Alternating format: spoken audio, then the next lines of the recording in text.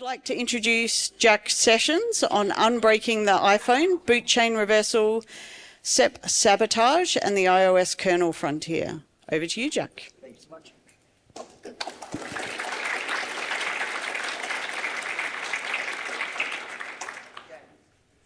So, while the tech stuff happens a little bit about me, you all are probably like, why the hell does the speaker of night vision? One, it's cool, and two, why not, right? You're not wrong. Exactly. I mean, built it, $200 off of AliExpress, only caught fire 7 times. Definitely a win.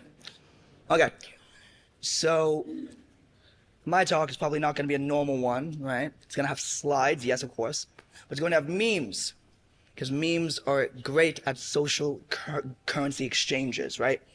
Energy, emotion, just power.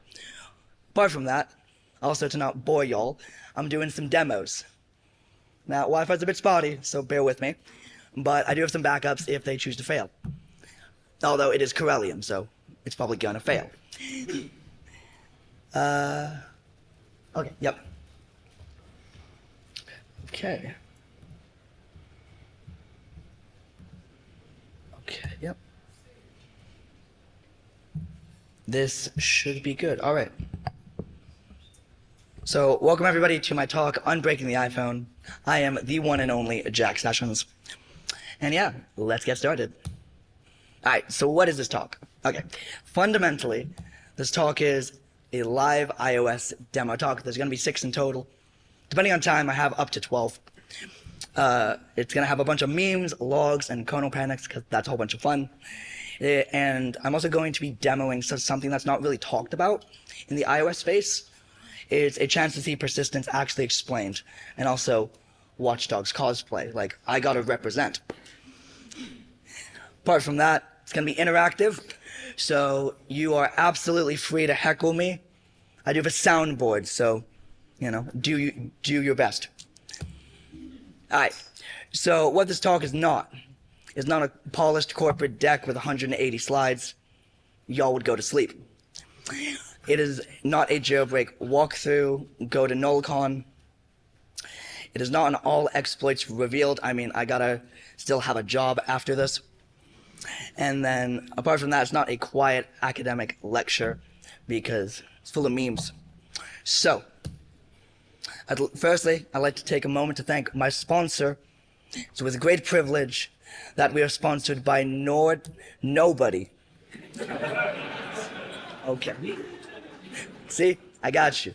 Although NordVPN, if you're listening, please don't sue me again. All right. So about me, I know, beautiful picture. I am a computer science student. I'm still broke. Okay. I'm a computer science student, still broke. I'm a mobile security researcher. I mean, isn't everybody a researcher these days? And my subspecialty in mobile security is forensics and counterintelligence. And I'm still waiting for Ubisoft to hire me for Watch Dogs 4. I'm a rap battle enjoyer. Yes, there will be one later. More on that at the end of the talk. I'm a cybersecurity YouTuber, 21 subscribers, so please sub. Thank you. So, and I'm a failed SoundCloud rapper, you know. Okay. Apart from that, I'm not yet on an Interpol watch list. Probably. Although after this talk, yeah. Who knows? I mean, at least I'm worth being watched. Alright, so why iOS? Okay, it is the most secure phone, but we all know that the most secure phone is obviously the Windows Phone. True. So, 100%. And it's private, right? Or private. Now, the reason why I say that is because of the asymmetric advantage that comes with iOS security, particularly in the information advantage space. So say if you have a zero-day exploit, you're not going to be talking at a con, hey, I have this zero-day exploit worth millions of dollars. because attackers are going to be like, cool, let me use that in attacks. And then you have no money, which is sad, because people need money.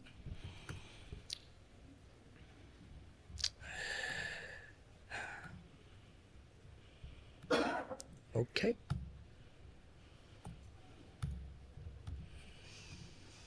All right, and almost nobody talks about it. That, again, goes to the information advantage of adversaries. So if you're a researcher, it's very hard to be an iOS researcher because a lot of people share knowledge. Stuff like NSO groups, stuff like intelligence services are not going to be like, oh yeah, we have 0 days. Here's a full paper. So the reality of iOS, we all know this, is we have Pegasus spyware. That is mercenary spyware designed by NSO Group. It's an Israeli company. It's always the Israeli companies. And the CVE lists up there are effectively the top last 6 weeks CVEs within iOS, iPad, Mac, and macOS systems. And a lot of them are memory corruption bugs, but there are other ones as well. And I'll be demoing and explaining why they are important. And yes, the Windows Phone is obviously the best phone. Okay, so iOS architecture under the hood. So we're going to be going over secure boot, secure ROM, which is not a PSP jailbreak, as cool as that would be. It is. Then we're going after Bootchain security, the secure enclave processor, and KTRR, and pointer authentication codes. Or KTRR is kernel text read-only region, which I will explain that later. Now, secure boot. Okay. So it is a hardware enforced trust anchor. So effectively what that means is that it's built into hardware and nothing can happen without it being validated. Apart from that, sorry. Okay. Apart from that, each stage verifies the next, so it's signed with Apple's cryptographic keys at the factory. Now, if you were to fail a check, the device refuses to boot, it goes into a kernel panic, and you have to reboot the device in order for it to work. Now, secure ROM effectively verifies the low-level bootloader, which runs the kernel and user space. And it's the first code that runs on the system, and it's stored on the system on a chip. We will see that in the live demo of the boot logs. And it's immutable. So something like the checkmate vulnerability, which actually goes after the boot chain, and it's persistent across, I believe, iOS 10 devices and below. That was susceptible to secure ROM issues in silicone. Okay. Lastly, vulnerabilities here are forever exploitable. All right, so the boot chain. So fundamentally, it goes secure ROM, low-level bootloader, iBoot, and then kernel, and then user land and all that, but that's outside the scope of this talk. Now, each verifies the signature of the next, and fundamentally, without those signatures in place, it can't validate what code is stored. So from a security perspective, it's fantastic. From an attacker's perspective, it's terrible, and Apple should be destroyed. Okay, now if you were to break one link in the chain, so let's say you attack the iBoot, then going forward you have kernel space access, but you won't have the low-level bootloader, because it's very, very difficult to get backwards in the chain, but forwards in the chain is very easy once you control it. Now the diagram. Okay, apparently half my diagram is missing. That's fun. All right, so effectively, this is for macOS, but it's very similar in principle because they run on the exact same technology stack. So the low-level bootloader validates the system-paired firmware, and then it goes into validating a local policy. Now, local policy is then defined by the secure enclave, and that is effectively Apple's magic box when it comes to security and cryptography. So we don't actually know much about it because it's designed that way and it doesn't really have many logs, which you'll see that in the demos. Now after that, it then validates the iBoot Stage 2 signature according to the cryptographic material from the local policy, and then that's passed in to actually booting into the kernel and all the fun stuff that comes within it. Okay, so now we get to the secure enclave processor. So fundamentally, it handles cryptographic keys, biometrics, and payments, both from a security perspective and also as a backup perspective, because, I mean, how many people here today have an iPhone? Yeah? A lot? Okay. So I'm releasing a 0-day. No. Fundamentally, whenever you, let's say, do an iCloud backup or a payment on like Apple Pay or something, it will use a piece of the cryptographic material from the secure enclave to then route that payment in a secure way. So it can't be reversed. Now, please stop me if you want me to explain a bit more, okay? All right. Now, it is isolated from the main CPU on the chip. And it does that effectively to do one of two ways. It's much harder because all of the material is basically burned in at the factory, so you can't change it as you would, let's say, on a CPU with hardware hacking. It runs its own firmware, which is interesting. It's kind of similar with macOS and their new ARM-based processors, because they run the secure enclave within it. And within both macOS and the real-time operating system, it then runs the secure enclave. Now, we don't know it because it's very similar to car keys, where it only rolls forward. It can't go back due to each cryptographic material only lasting about 20 minutes before being destroyed. And there's also an anti-replay feature embedded into that. And it protects stuff like key bags. So key bags are fundamental to backing up your data. So Apple has one pair on their servers, you have your pair, and the secure enclave matches them together, and hey, you have your cat images or whatever people have nowadays. I don't know, memes? All right. And then it also touches on Face ID and Touch ID data biometrics, does the math behind that, which is fun. Now, the SEP diagram. Wow, my slides are not working. Okay. Effectively, it was just going to show the way in which SEP works. And fundamentally, SEP works in a variety of ways. Actually, give me 1 second, please.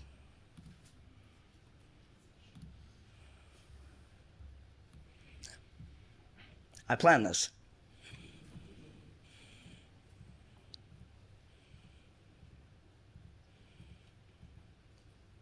Okay, there we go.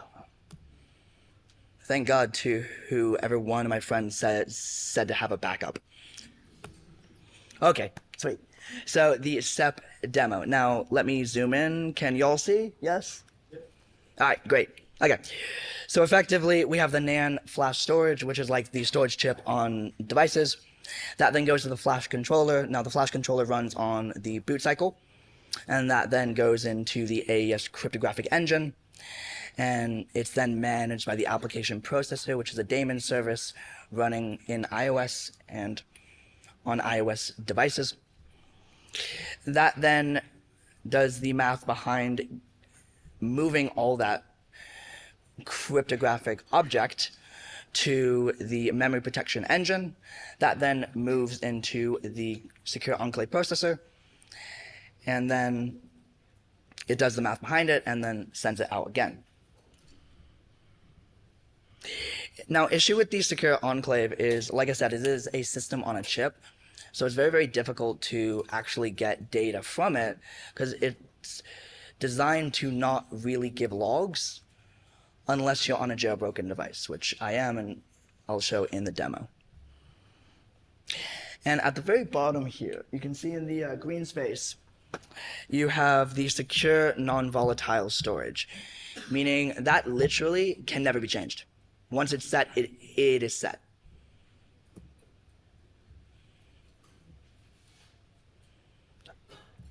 Okay. Now, time for demos.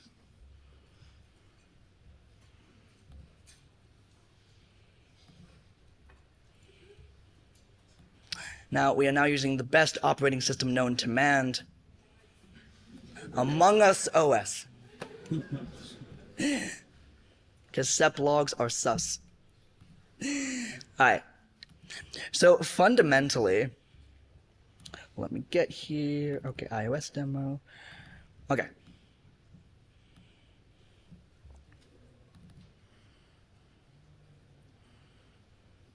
Alright.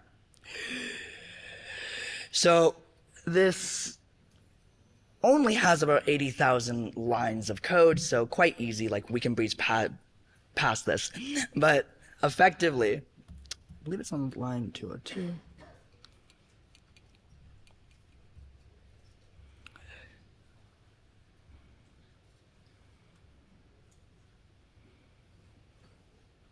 Okay, that is the daemon. All right, so the whole point of SEP is you don't get logs. That was the point of what I just showed you, is SEP doesn't give logs because it's not supposed to. Because as an attacker, if you have something like SEP logs, you can then build attack vectors around it by, let's say, fuzzing its firmware, or building attack vectors from, let's say, its spot in memory, or how it handles input, X, Y, and Z. Now, SEP logs are a very difficult thing to do, but there are services that handle SEP interaction, which I'll show you at the Bootchain portion. Gotta represent BSides Pyongyang. Shout out to Kim. I did do this in a virtual machine. It crashed about 2 hours ago because he revoked my USB-C privileges. Alright. So, no. Okay. So now we get to KTRR and PIC. So KTRR, kernel text read-only region, effectively prevents memory tampering, whereas PIC is a new security mechanism, and it blocks classic return objected programming attacks. Now the goal is simply to raise the bar for kernel exploitations, because since like iPhone 7, I want to say, yeah, 7, 8, there's been a bunch of kernel protections because Apple didn't really care about it. Like, we missed the golden age of jailbreaking. I know, it sucks to be in 2025. All right, so entitlements. Entitlements are effectively allowances within what you're allowed to do in app space. So, you know, there's like sketchy Chinese apps that, you know, need call history, location history, medical history, your firstborn son. Yeah. So effectively what it's asking for is it's asking for permissions baked into the app set, and that controls access to the private APIs and features within an app. Now, an example is something like com.apple.private.network and delegate. So effectively, it's saying what app is allowed to have network access and what's not. That's the most simple way, but there's thousands, if not tens of thousands, of permissions that it can ask for. So this is effectively a diagram of what it is. So you have the entitlements, you have the base profile. Okay, yep. All right. We then have what is the entitlement doing. So is it asking for the microphone or audio input? And then it'll say, hey, do you allow this? Do you not allow this? This is super sketchy. And then after that, it then goes into effectively a sandbox profile. So all entitlements are in a sandbox because you don't want, let's say, storage access on one app to immediately read your mail or make phone calls or do what apps do. And after that, it then creates an app profile and permission list based on what you allow and don't allow. And that profile is then recorded in the bytecode at runtime. Okay, so now we have sandboxing.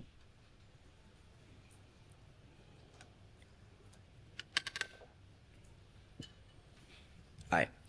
So apps run in sandboxed profiles. Now that's designed to block lateral movement from one app to another. So for example, Safari cannot touch Mail's files and vice versa. Although there was a 0 day, no. So with sandboxing, it can access all user data, kind of like on Android, where you have an app, and before Android 9, it didn't really sandbox that well, so any apps can call any other function in content providers and all that.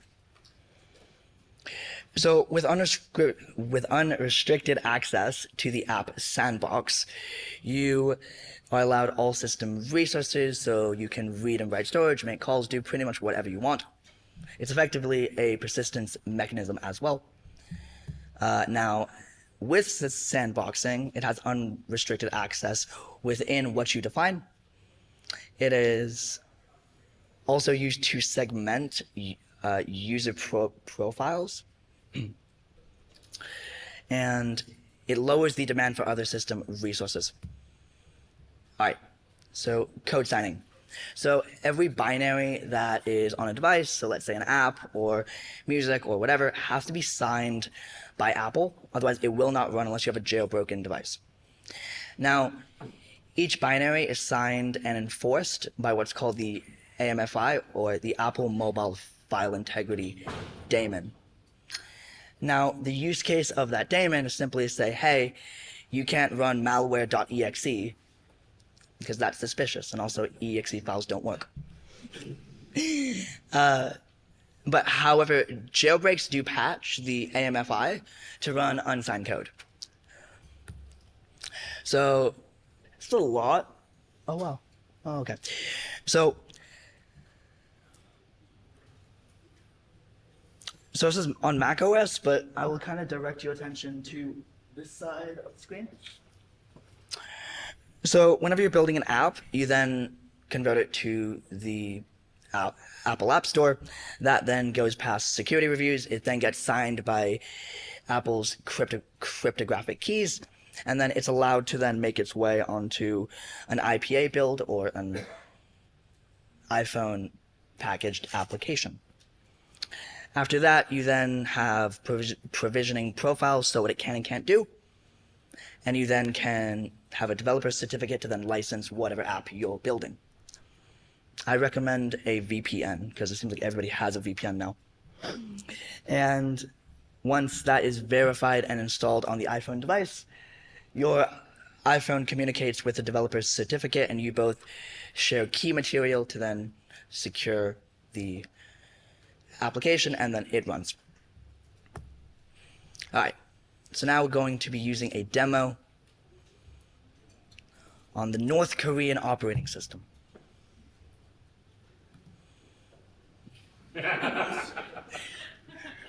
Wrong slide. Alright. So hopefully, if Kernel wants to work, okay.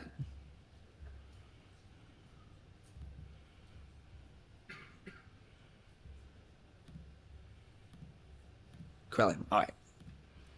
Okay, so for those of you that don't know, Kernel is a virtualization platform for ARM devices, particularly on iPhones. Now, they're one of the only ones, so we're kind of stuck with this. I mean, unless somebody has a open source one, like, please give it to me. All right, so let me know if y'all can see this. All right, yeah. Okay, so these are all boot logs. Now, I'm not going to scroll in here because it's going to be, 100,000 lines of code, and ain't nobody got time for that. All right, so I captured this about 20 minutes before the talk.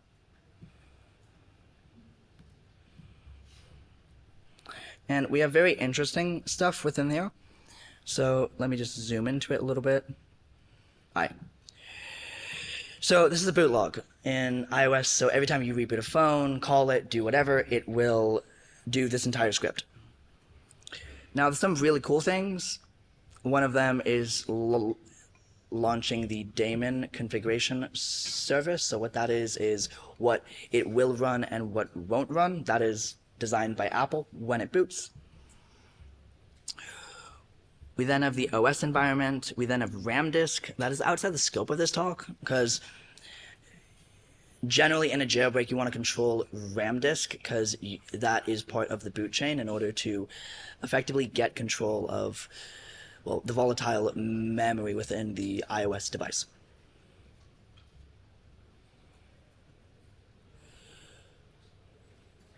We then have the ignition sequence complete, and effectively that just means that we are able to boot, right? Everything that has worked. So all this crazy stuff is effectively it booting on and how it works. So we have the NVMe model adapter. Now that's the storage, right? So storage will be asked to wake up, and then it'll be asked to perform the boot checks that I spoke about before. Now we then get to initialization. Now there's thousands of services that get initialized upon boot. But one of the more interesting ones, particularly if you jailbreak, is it's failure to bootstrap. Because on a non-jailbroken device, that'll actually be allowed. But if it's on a jailbroken device, it actually won't, because you do not want file integrity or any service messing with your unsigned protection, right?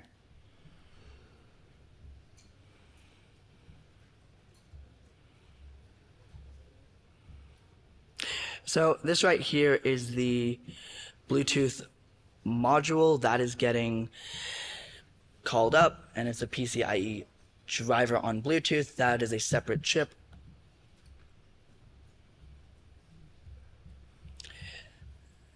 And effectively, this is all the boot log in the system, so it's tens of thousands of lines long. But the most interesting is the plist, or the process list that allows it to run or not run. Okay. So that was the iOS demo.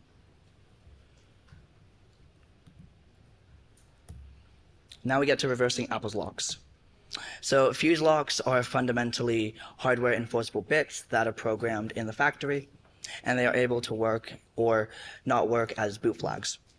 They're designed to stop rollback attacks and downgrade attacks, and they can be bypassed with hardware bugs or boot exploits in order to gain control of boot flags and stuff that Apple wasn't intending.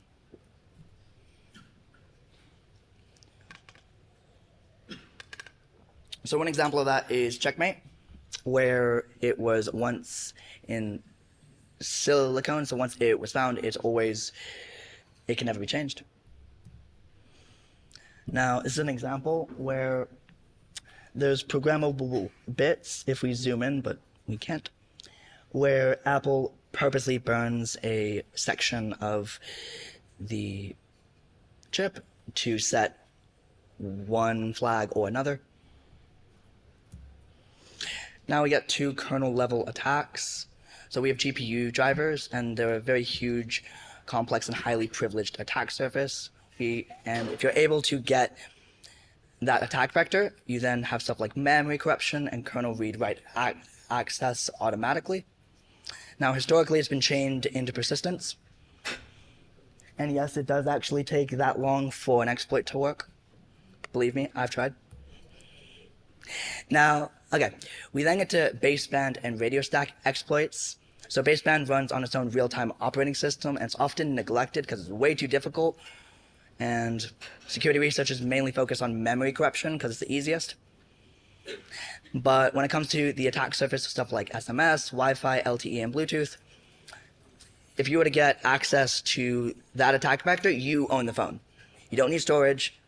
You can pretty much man it in the middle the own device, which would be a great band name.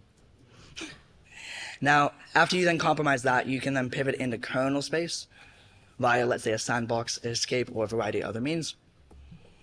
And this is just an example. So the phone I have here is an iPhone SE. It's actually the one displayed on the right to you guys. Yes? Okay. And you can notice that in the iPhone 8, there's only one chip. The reason why is because you can effectively go and actually JTAG it and pull data as it's being sent. So Apple engineers were like, yo, that's a bit suspicious. So they then spread it on multiple chips, and it has to be validated within the SEP to run its services. So apart from that, we have pointer authentication codes. So pointer authentication codes is an ARM version 8.3 hardware extension feature. And effectively, it's used to stop classic return and jump oriented programming. If you guys want to learn more about that, there's a fantastic talk last year on, I believe it's Anybody Can Be an iOS Hacker. And it talked about all about pointer authentication attack vectors. Now, in saying that, bypasses do exist. You can leak cryptographic keys, you can brute force, and you can also find logical bugs within it. So this is kind of a diagram of how that would work. So for the sake of just a context, I'm going to skip over that, because it's not really the premise of my talk, but it's there if you guys do want to take a picture. Okay. So now we get to demo time. Okay. Using the best operating system known to man, Hannah Montana Linux. 100%.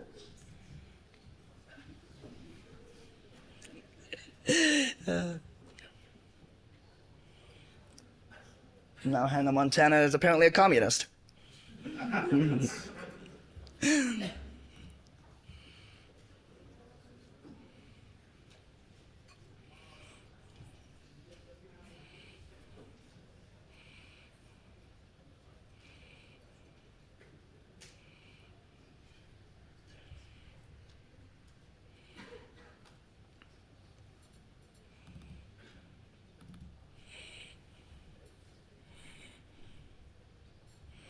Okay. So, you know how I said all of this was on boot logs and how that's very important for iOS to function? Now, what's very interesting is you can actually go and find the drivers and events and actually call them on devices to get logs, get information, get whatever. But what's very interesting is you can see what's running and where it's actually going, because if you can see where it's going, it's very easy to go and attack it, right? But that's kind of outside of the scope of my talk. Mine is mostly on how you would go and find these attack vectors. There's a really awesome talk by NullCon 2023. It's the jailbreak apocalypse, where they actually go in after finding the attack vector. You then actually go get attacks in kernel space and get kernel read-write. So an example of, let's say, breaking this is the IOHIDF. That is basically responsible for the frame buffer on GPU space. Okay, so what's very interesting about that is if you are able to corrupt it and cause a kernel panic, you can then do a very interesting thing where the kernel panic logs show exactly what space in memory it's being used, and then you can go and use that to develop an exploit to then use that space in memory and build out upon it. Because the hardest thing for iOS researchers is finding that space in memory, not the actual attack path. Most of the time. So now we get to red teaming the walled garden. Now, a couple weeks ago, I developed a deterministic kernel exploit. Apple patched it literally a week ago. So now I'm sad. The reason why that was important is because it caused a kernel panic reliably. And like I said, if you can cause a kernel panic, you can get that space in memory. Do not understand what it's doing. And this is where I show you what I've been leading up to. So kernel panic logs are the gold standard for iOS research. Thank you, Bernie Sanders. Don't forget to vote. And now we get to kernel panic logs.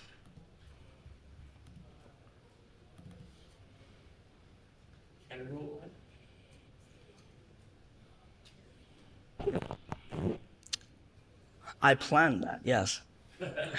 I mean, my depth perception is kind of messed up, so like you got to give me some credit. You've got multiple spelling, so that's okay.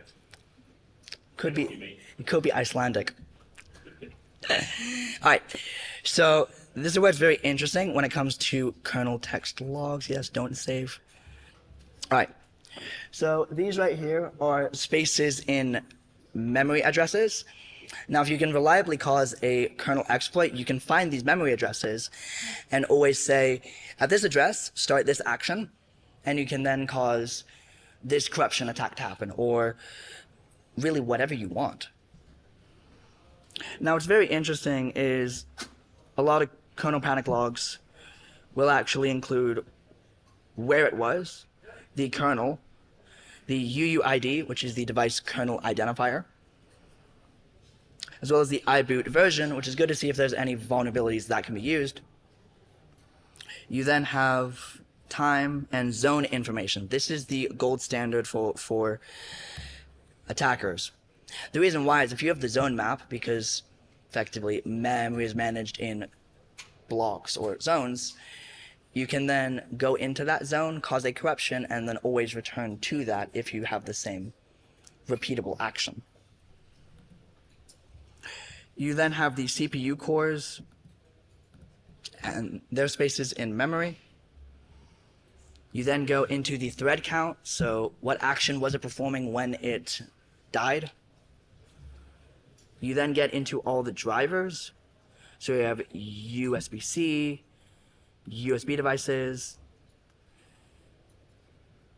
You have the Bluetooth one, which, like I said, if you're able to get Bluetooth attack vectors, it's very easy to go and actually get corruptions and man in the middle of the data.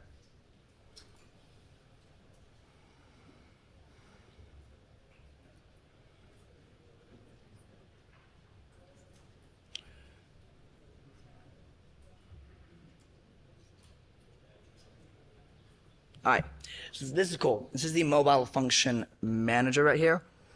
So this one, effectively this controls what runs or doesn't run as a function, meaning if you're able to get access to this, you already have a persistence mechanism built in. So this is why kernel panics provide a wealth of information, not just for researchers, but how you can actually map out your attack path.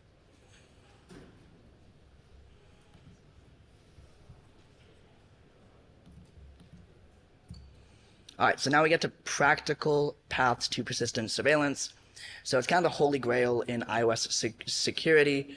You have something like jailbreaks, which can launch daemons, dynamic library injection, you have enterprise provisioning abuse, and update mechanisms.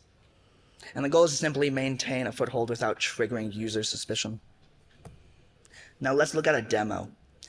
Now, unfortunately, Kernel does not work because the Wi-Fi is so slow.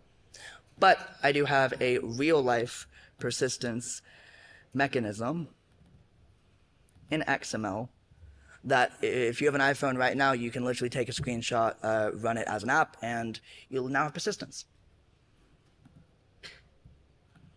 Please use responsibly. Although, lol. All right, so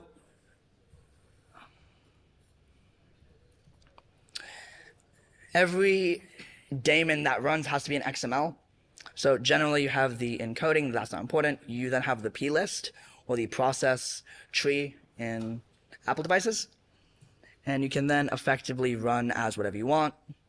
So you then have the key label of, let's say, key, and the string would be .com dot BSides demo, and effectively that would then go to bin bash because Kernel uses the bash shell. I know it's weird. And once that runs, you can then effectively write it to a file. So in this case, persistence.txt, and that will then go and whenever you reboot, it'll then be a persistence mechanism. Now, you can imagine how attackers can pretty much do whatever they want with this. They can do Bluetooth attacks. They can do kernel space attacks, storage, whatever they want. Because once you're a daemon, you can become a demon. Damn, I just thought of that off the top of my head. Okay, so that was the persistence demo. Also, Corellium, if you're in the audience, please sponsor me. Shameless plug. Alright, so now we get into Apple telemetry and DFIR resistance. Okay, so Apple constantly logs data, that's no surprise. But what's interesting is that Apple uses telemetry to detect compromised devices as well, using a variety of means. One of them is if it's doing random behavior. So if you think back earlier to the Apple mobile file integrity daemon, it effectively will update that data of processes that are not signed to Apple. So the Apple engineers can be like, well, that's weird. Although it's Apple, so they probably don't care. They'd probably be like, just buy a new one. Now, as red teamers, this is fantastic because we can wipe and poison the logs and erase footprints. We then have something like for forensic tools. So Celebrate and Gray Key rely on these logs in a very simple way because they're taught to do it in a simple way. But what's interesting is that I think a lot of you will be very surprised on how attackers can actually remove logs. And now we get to covert iOS attacks. That's kind of outside the scope. There's a much better talk by Jailbreak Apocalypse and Coolstar in NoCon 2023. But effectively, covert iOS attacks like Pegasus are designed to deliver payloads silently. There's common techniques like side-loading applications, enterprise certifications, because if you're in an enterprise and you get a certification, you can just man in the middle whatever, which is great for the enterprises. And then you can then abuse the mobile device manager on a lot of common services. Like I know Kaspersky has one, and there's probably like 50 other ones. Now, it's commonly used in advanced spyware, so stuff from NSO Group and Predator. And it can actually be changed with sandbox escapes to have a fully covert install. Now for demos.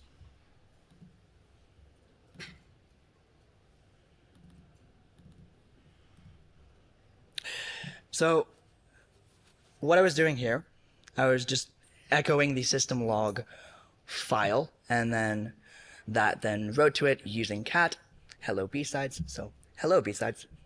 And I then listed out the file contents, and then after that, I was able to effectively just remove them using rm-varlog system log, and then now no more BSides. I know, quite sad.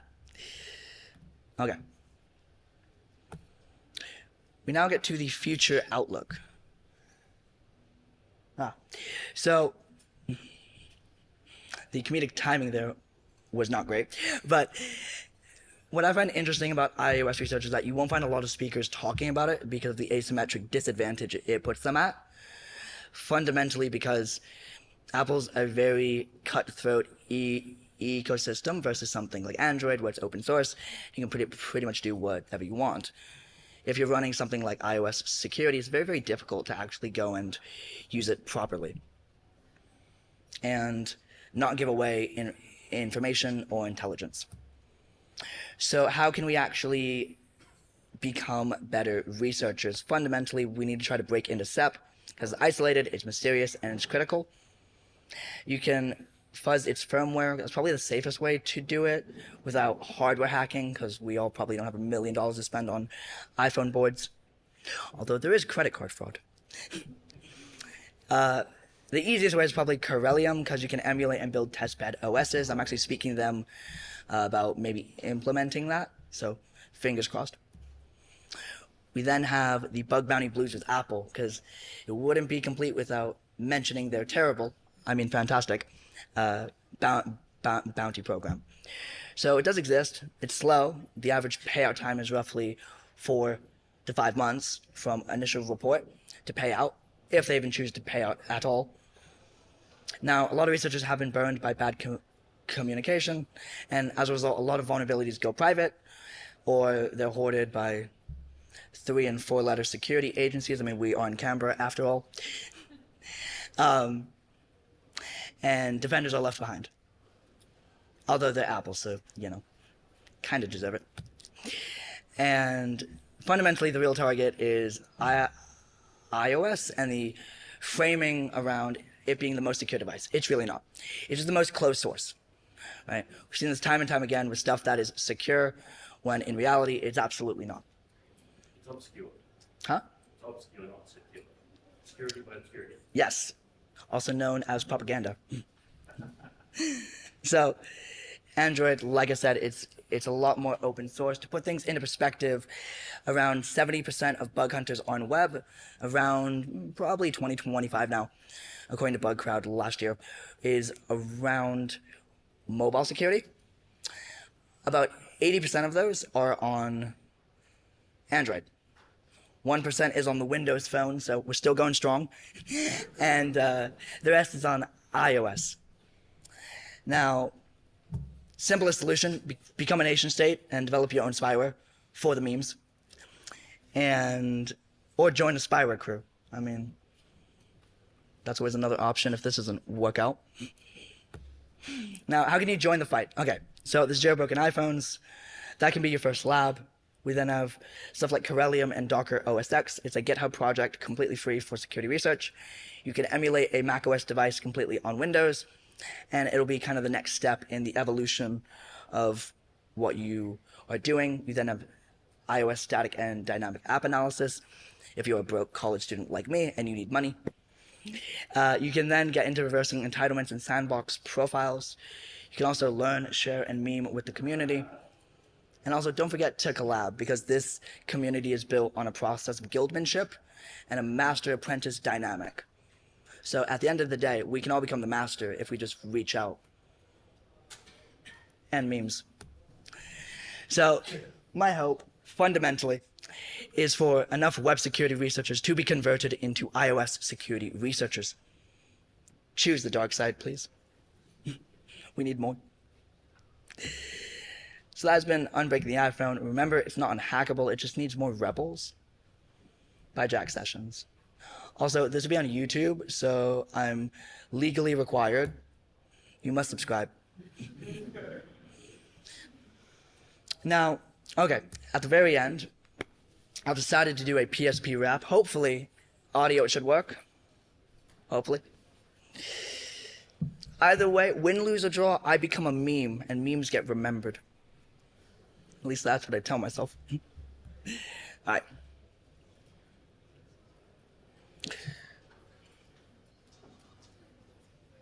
You know what? Let's have some fun. Let's do it on High Tux Miley. Let's do it on YouTube. All right. It's okay.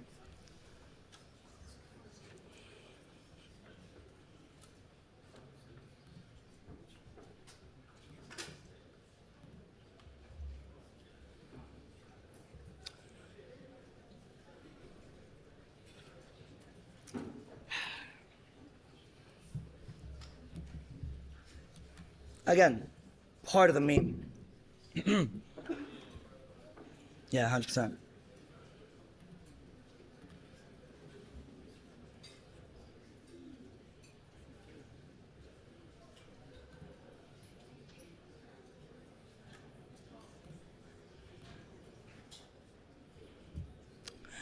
Okay, this isn't working. So, can anyone drop me a beat? You know what?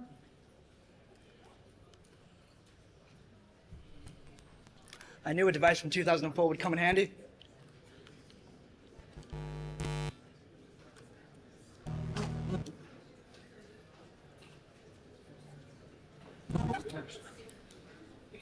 Is the audio turned up on your PC? Yeah, it is. Yo. Okay. Hey guys. Yo, you don't know, but I'm thinking about iOS flows, 0 days, exploits, racism never flows. Okay, one of the coolest things I'm dropping about iOS exploits, but same for free. All of you got a meme for me. One of the most coolest things. I'm dropping iOS hints. From bootlog to SEP to GPU flows. I got the rhyming scheme, don't you know? Okay, we drop. Oh my god, I'm caught lacking, I'm dropping off. I cannot remember the flow, so okay, let's drop a freestyle, yo. Okay, BSides, 1, 2, 3, let's go.